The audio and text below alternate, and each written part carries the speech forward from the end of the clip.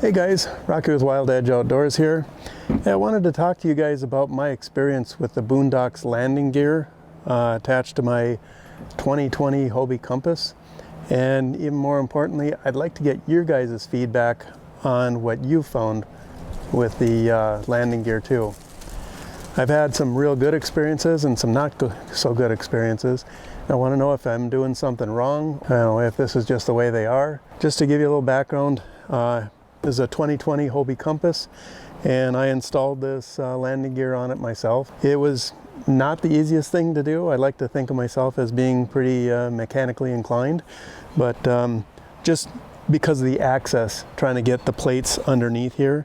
Anyways, I got it on there, and my initial experience was really good. I really liked it. I was able to take this off my truck, have the wheels down, load it all up, wheel it down to the water, and then when I get in it, then I could reach back and take the wheels off and put them in the upright position.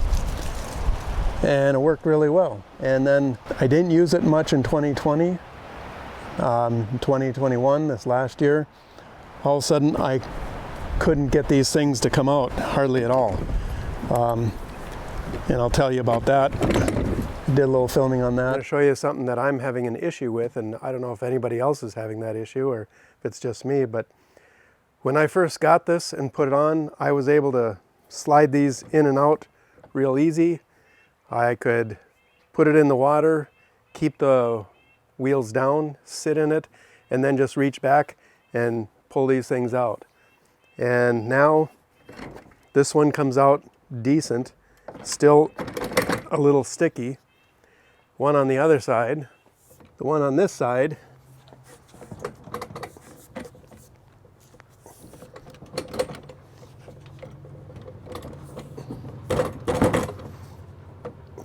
it's stuck. I haven't seen where anybody else has had any problems like this. I've looked on YouTube a bit to see if I could find any kind of solution, and I haven't seen anything. We're going to go through a couple of things.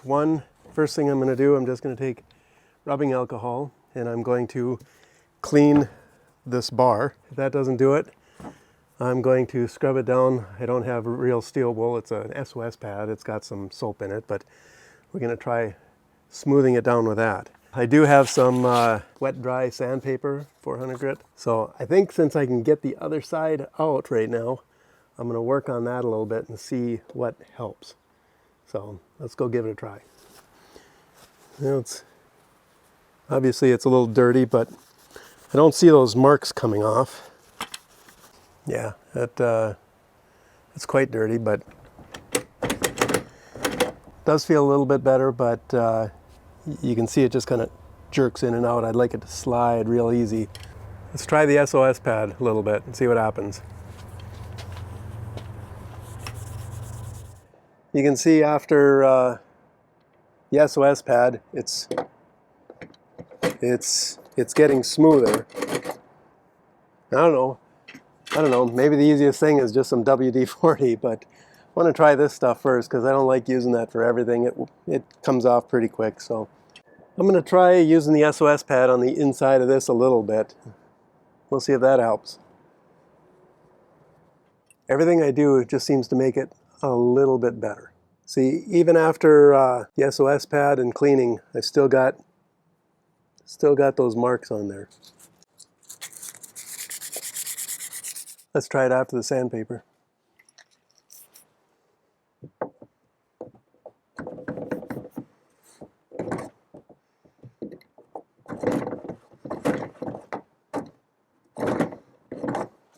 As you can see, it's better, but it still has that jerkiness, and I have a feeling if I had some kind of silicone spray, that would be the best. But we'll try it.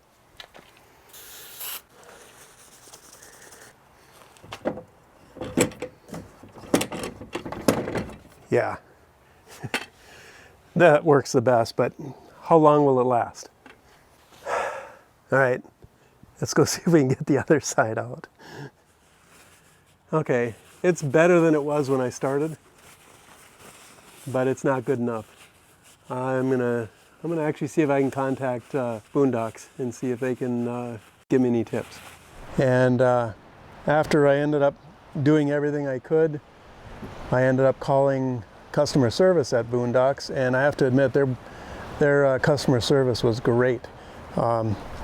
They couldn't even find my sale in their records, and I couldn't find it on my end either, but they still ended up sending me new, what they call knuckles here, and new arms here. So all I had to do was take this part off and put in the new, and they work really nice. I can't say enough good stuff about their customer service. And I absolutely love the way it works for me, being able to take it out of my truck with the wheels down and fully load this thing up, and then just wheel it right down to the water. Nowadays I put it in the water, get far enough in, then I pull them out before I get in. It's just easier that way. And then when I come back to the landing, I pull up, get out of the kayak, and then just take these out.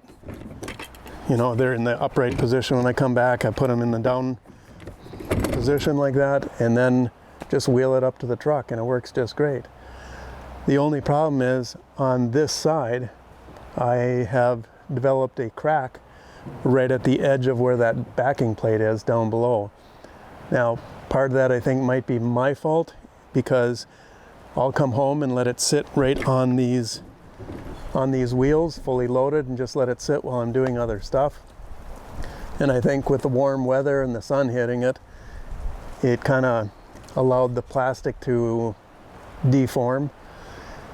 But I also had a subscriber tell me I should get rid of these, because if I've got something like that just from sitting, can imagine what's happening if I go over some rough terrain. And I don't do that a lot, but occasionally I do, and I often wonder about that. I wonder how strong these legs and everything are, and because there's not a lot of square inches that backing plate is on, and you know how thick these kayaks are. They aren't terribly thick. I'd really like to get your guys' input and tell me what experiences you've had. Kind of go from there, because I plan on getting another Hobie this spring in 2022. I'd like to get an Outback, and I really like the way this is, but if this is a real problem, I don't want to put these on my new kayak too and then end up having the same kind of problem. So I'd like to find out all your guys' input on the Boone Dox Groovy landing gear. Thanks a lot.